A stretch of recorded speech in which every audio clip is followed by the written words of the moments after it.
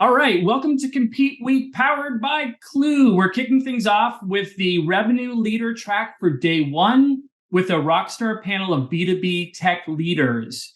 During this session, we're going to dive into a deep and dynamic discussion where our panelists will unravel the potential win-loss intelligence pitfalls, as well as driving success and deal outcomes. Reminder, if you have questions, put them in the chat. We will be available for questions following the session. And let's just dive right in. So I'm going to introduce the panel to you. We're going to start with Jess Iandiorio. Jess is the CMO of Starburst, the data lake analytics platform company, not the candy company. Or I don't even know who makes Starburst, Jess. Is it Mars? I'm not sure. Probably, but we're almost at Halloween. It's America's favorite candy, but it is a marketing challenge, I will tell you. We are not the candy company. I could imagine. I'm sure there's a lot of Starburst at your events.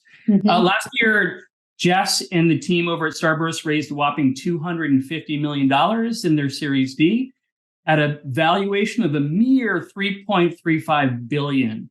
Jess, how much have you all raised altogether besides the Series D? I think we're right at 425 total. Yes. Not too shabby. Prior to Starburst, Jess has held senior level marketing roles at companies such as Miracle, Drift, and Acquia. And there's a theme here you might pick up on. Next, we're going to go to Meg Fitzgerald. Meg is a SVP over at Insight Partners. If you haven't heard of Insight, they're a top New York City-based VC and PE firm, and they invest in growth stage software companies. As of late last year, December, the firm had over $80 billion in assets under management, and they've invested in over 800 companies worldwide.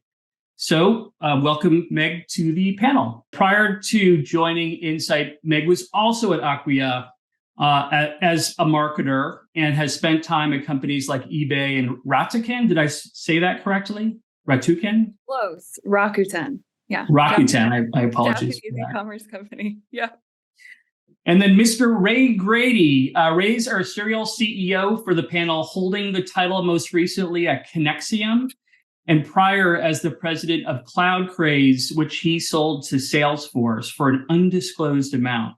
Ray was also an SVP at Acquia and currently sits on a number of boards, including InRiver and Saltbox. Welcome to the panel, Ray. Good to see you, Ryan. Thanks for having me. So let's jump right in. Back in May, Gartner published a piece entitled How to Win at Win-Loss, and it focused specifically on revenue leaders. The piece highlighted how revenue leaders often lack factors that insight into the factors leading to buyers making decisions, as well as factors related to their evaluation process. The piece goes on to reference how most companies lack full transparency into this buyer intelligence. They leverage CRM data, and they really need to pull data from a number of different sources to get a more reliable, holistic view of what's happening within their deals. So the first question goes to you, Jess. I'd love to understand from your perspective, given your experience with win-loss, what is win-loss? What data goes into a great win-loss program?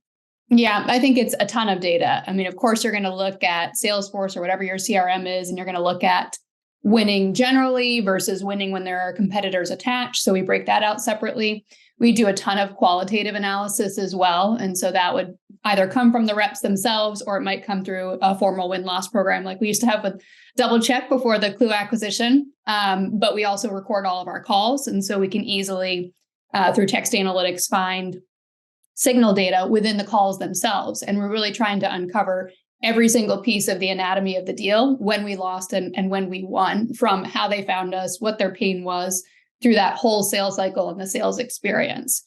So we're taking a ton of factors in. Some deals get the elite treatment, where we'll dig in heavily and we'll use a more programmatic approach to understand everything about that buying cycle. But otherwise, we are going to use all the data at our disposal, qualitative and quantitative. And then would you mind sharing, what kind of tools do you use to capture some of the data that you use to evaluate? Yeah, so we have Salesforce and Tableau. We have a bunch of other systems. So if we're thinking top of the funnel, we're looking across a different stack. We might look at 6sense to look at buyer insights around purchase intent, and then into the funnel, what has happened. And we might look at HubSpot in that analytics period. And then as we're moving down through the sales cycle itself, we are going to lean more heavily on just Salesforce data. How fast did the deal move, when we won and when we lost? So timeframes between stages. And we'll also be looking at the qualitative information through calls to try and understand what worked and what didn't as we tried to attach to pain to drive that deal forward. And then when you say we, who is involved and included in the we? Yeah, it's the executive team, but it's also in terms of the grunt work, that would be our go-to-market analytics team, our territory management team. We have a team that's basically built out a data-based approach to how we set territories. So there's less sales art to how they pick patches and companies they want to work with. And it's much more science behind that. And all of these factors are part of that. When we analyze when we've had successful patterns in the past of winning, use cases, companies, tech install profile, then we start to prescribe that into this territory management process. But they're heavily involved in our win-loss analysis so that we can quickly get those insights into iterations in our target accounts. Awesome. Must help to be at a data company crunching all of this data and having it's a little paralyzing because yes, we're all data driven and we all have these skills, so we want to look at everything. But generally, it's for the better of how we plan the territories, how we plan the sales and marketing strategy. Thank you. And then Meg, from your perspective, you are working with a lot of different companies at any given time and have kind of oversight of some of their marketing strategies. How do you look at what win-loss is made of? Do you have anything in addition to add to what Jess had mentioned? Yeah, no, I think Jess did an amazing overview. In general, I like to say that your CRM is your lowest barrier to entry. So using that as a roadmap, it's definitely not going to necessarily help you get to the why or the level of why that you may want if you're, building out a new brand or really looking to drive differentiated positioning in the market. But start with your CRM, use that as a roadmap, use that to help shape the what. And then, there's other structured data pieces as well that you can help use in terms of just kind of shaping out what you actually want that win-loss program to look like. So things like NPS, things like CSAT. And then there's endless, as Jess said, unstructured data outlets. So there's social listening channels. So we advise our companies to pay attention to things like peer reviews. As I always say, your brand is what people say about you. I actually think Jeff Bezos said this, but your brand is what people say about you when you're not in the room. And peer reviews are one of the most powerful sources of information to do that. So combining that with an actual win-loss program, pulling those insights in is huge. Also, of course, leveraging things like social media commentary. And, all of the amazing unstructured data that you'll get from those qualitative win-loss interviews if you do have a scaled program. Jess also mentioned 6sense. Intent data is another kind of structured data piece that you can pull in order to ensure that you're getting that full picture. Awesome. Now, you mentioned CRM to kick off your comments, and I just want to touch on that for a second. We hear a lot from a lot of companies, and it was mentioned in the Gartner piece as well, that CRM data is not always the best place to go for information, although there are certainly some companies who are dedicated to excellence as it relates to their data and the quality of their CRM. But in large part, most companies struggle with it. Has anyone on the panel come up with a solution for making sure CRM data is more accurate? Any sort of source of truth that they rely on other than the salesperson entering in opportunity data? No, I think we've been getting better about what data we ask for. A primary competitor versus a general competitor field, just separating those two categories out allows us to go at who actually were we competing against throughout the whole deal. There's a bunch of names that usually show up, but just even that small tweak allows us to get more surgical about which competitors are we actually winning and losing to. Awesome. Yeah, I think also just continually revisiting things like disqualification codes. Like, do we have the right list of codes? Is it ideally under 10 or even under 7, because you don't want too many and you also don't want the reps just choosing that very first code. And just having a continual feedback loop with the sales team, with the marketing team, with the customer success team on, what's working when you do go into the CRM and enter that information in. Are these the best fields? Is this the easiest process? What could make this more seamless? Because I think a lot of times, it's a set it and forget it situation, and things can get dusty really quickly. And what that does is make people not follow the rules, right? So just continually revisiting, ensuring it's a team sport. Yeah, for sure. We I think some of the companies that we work with struggle, or the people specifically, because they don't have the power to change CRM fields. It's something that they want to do, but there's a long list of Salesforce tasks to do, and there's this way down on the list, and then there's the whole change management issue. So I see you nodding, Jess. Any thoughts on the power of changing Salesforce or CRM fields? I think it's a dance, because oftentimes product marketing is leaning win-loss analysis. So their incentive is to get as much data as possible out of Salesforce. But usually who's running Salesforce is within the sales org. And so they might be more interested in like, hey, marketing, are you doing your job? Let's do a better job analyzing top of the funnel stuff. So you have this dance between who wants what intel kind of about each function. But as long as you can establish a good partnership where we're all in the boat together, I think you should be able to prioritize getting the right fields in Salesforce. In exchange for giving more information around marketing in some cases. And Ray, as a CEO, I'm sure that Salesforce requests came up to you during leadership team meetings. And when you were looking for specific data, you probably made changes on your own. But how have you seen Salesforce field work done in the past?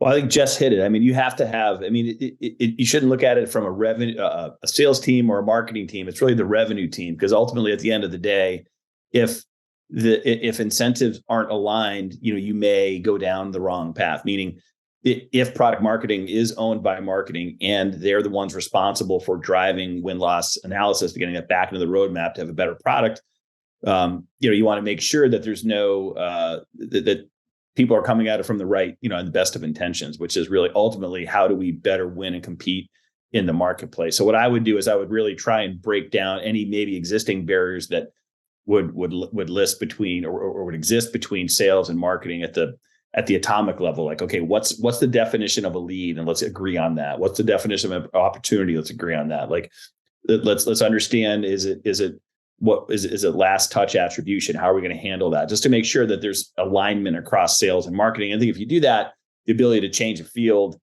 shouldn't be an issue. Like, I would have no patience for not changing a field because there was some incentive that wasn't aligned with the overall goal of the organization. And is that a once a year type discussion where you're reviewing the CRM fields, making those changes, or is it an ongoing iterative process?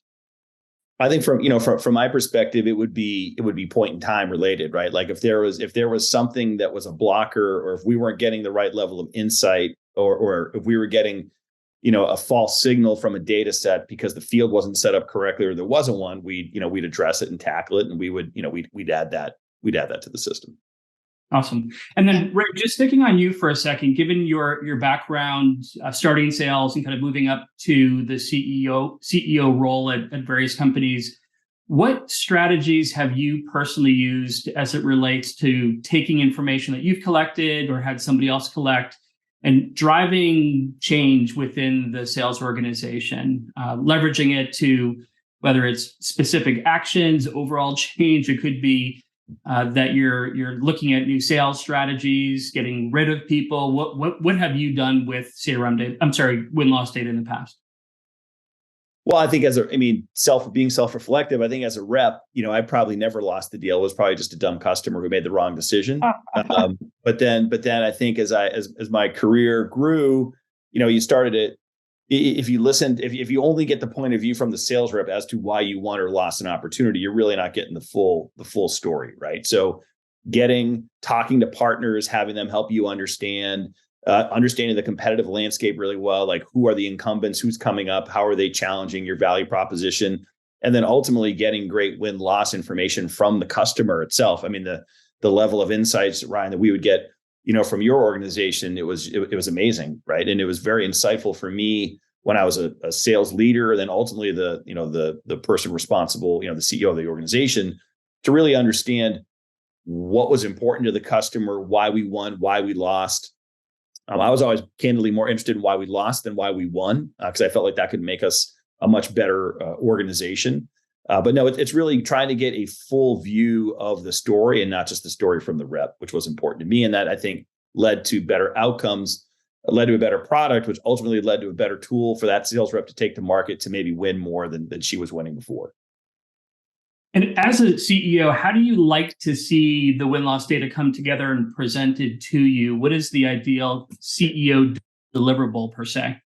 Yeah, so for me, it would be kind of market-based in what was happening in the dynamics within the marketplace. So let's say, as an example, we felt like we had some momentum in our SMB segment. I'd really want to dig in to the SMB segment. What ERPs were these customers running? Let's find 5 that we won and 5 that we lost in the SMB segment, and let's do an experiment there. Or there's a particular vertical market that we seem to be losing. Let's dig in to understand. Maybe we won there and now we're not winning there. So let's dig into that and understand, like, what are the trends? What are we underestimating in the marketplace? So I would not have a consistent, hey, I just want 2 in the enterprise, 2 in Europe, 2 in SMB. It would be kind of dependent upon the momentum of the business. And then we would kind of pick and choose the segments or the verticals or the types of customers we would talk to.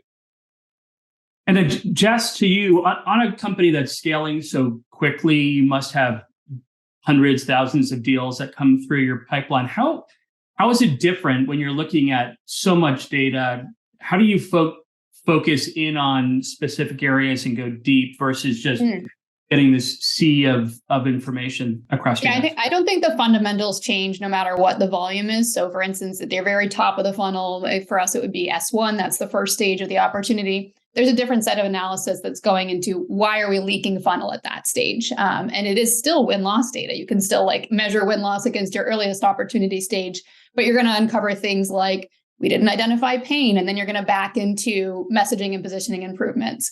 Once you're in a later stage of win-loss analysis, stage 2 and beyond for us, that's where you start seeing competitors attached or not attached. And you start realizing, hey, looks like we win more of the deals where competitors are there. Hey, looks like those are real deals, and everything else wasn't. So you just start to refine your funnel. But I don't think that the fundamentals of win-loss analysis change based on what your volume is. You just have to look at these different stages and interrogate them differently to a shared understanding of what does a great deal look like. And then flipping win-loss to churn, we've had a lot of companies who have had big churn issues over the last year and a half or so. How do you treat all the churn data in the same way that you treat win-loss data from an analysis perspective, or is that a completely different focus area for you, a different? Yeah, I mean, that's where I would say we have low volume. So in good news, bad news, when an account churns, the sky falls and everybody is all hands on deck. And we're looking at that from every angle, trying to understand where we failed, what didn't go well. We can afford to do that because it's not a large volume, but I do think it needs to be looked at differently. And there's a whole different chain of command and interactions that take place there with customer success teams versus salespeople. So it's a separate beast, in my opinion. And Meg, from your perspective, does churn come into your area of focus when collecting data, working with different companies? Do you include that when you're doing brand work for them? Yeah, I mean, absolutely. I think one of the most powerful things you can do to reduce churn is have that win-loss interview before the loss, right? So be proactive about it and have, really clear notifications in your CRM on when renewals are coming up, and have that conversation around how are things going? What could we be doing better? We're coming toward renewal. what would you like to see us do differently, right? And I think there's opportunity to save a whole bunch of churn doing that, and that should become part of your regular process. In terms of actual churn, kind of win-loss data and how it informs brand, yes, absolutely. Of course. I would say, when it comes to brand, it's of course every single touch point, but a lot of it is messaging and positioning. So, to Jess's point, that is really looking at kind of like top of funnel. And then when you're in a competitive situation, what are you focusing on that is different, right? Not just better than that specific competitor. And that's where you get a lot of those golden nuggets, that really rich color. I think in churn situations, it's the same thing. It's probably more for an expansion, so an upsell or a cross-sell product, and more on the actual customer experience side of things, all of which is super helpful, of course, in informing brand. I also think when you're talking to churned customers, it's a really amazing opportunity to understand like what's going on in the market, what is our perception versus competitor A versus competitor B, how are they speaking to your pain differently? And, understanding that by segment, by product line, by geo, churn is a huge value out there. And then last question to round out the panel, maybe we'll start with you, Meg. If you were to give advice to the people on the call today, or the viewers of the call today, what one piece of advice would you give to them about how to roll out a strong win-loss program? And then what one thing would you suggest that they avoid? Yeah. I think the number one thing is ensure that you are attaching to business priorities from the start. So understanding, what are our big rocks for the year? That is going to help ensure that you have executive buy-in from the start. Another kind of quick tip that I've seen work really well is when you actually are building out the interview guides, get the executive buy-in at that point in the process. Chances are, if your CRO, and Ray, you can tell me if this is true, but chances are that if your CRO is helping construct and shape the actual interview guide, they're going to be really interested in what the answers to those questions are. So those are just two tips, kind of very simple and actionable in terms of ensuring that the program goes well, buy-in and alignment from the start. I think the biggest fall down that I see repeated over and over again when it comes to win-loss is that you do all this work and the insights sit in a Google sheet somewhere and no one ever sees them except for maybe product marketing. And so I think establishing some sort of regular readout cadence where people are actually looking forward to it, like they're looking forward to the feedback. Reps are looking forward to that coaching moment.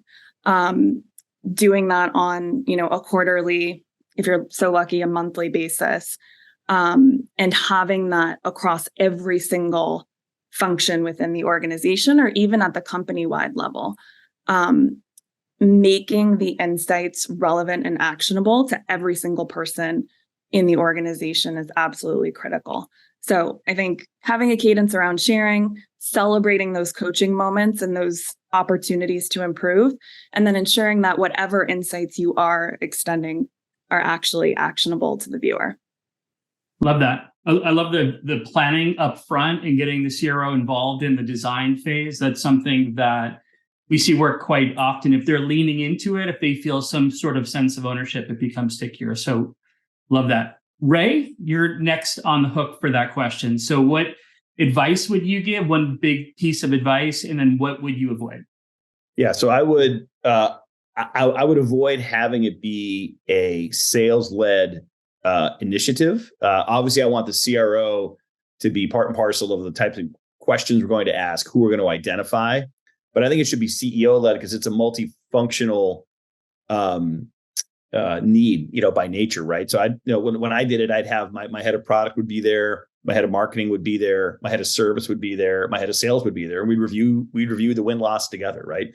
We didn't get the right If we lost it because we didn't get the right reference, well, that could be a customer success issue that we got to really dig into. If we lost it because of feature function, that could be a product issue. If we lost it because we underestimated the competitive set and we forecasted something that was never a deal, well, that's a sales issue, right? So I'd want to get everybody at the table to ensure that we were kind of looking at it just with what the data told us to then have them go off individually in their functions to improve it. And then I would also, add that I would twice a year, I think I would sit down with the board and I would, and Ryan, you remember these sessions, I would bring you in and I would have you present your analysis, and your team would present to the board to say, hey, we look at a bunch of different companies, and these are interesting data points that are specific to your business, good or bad.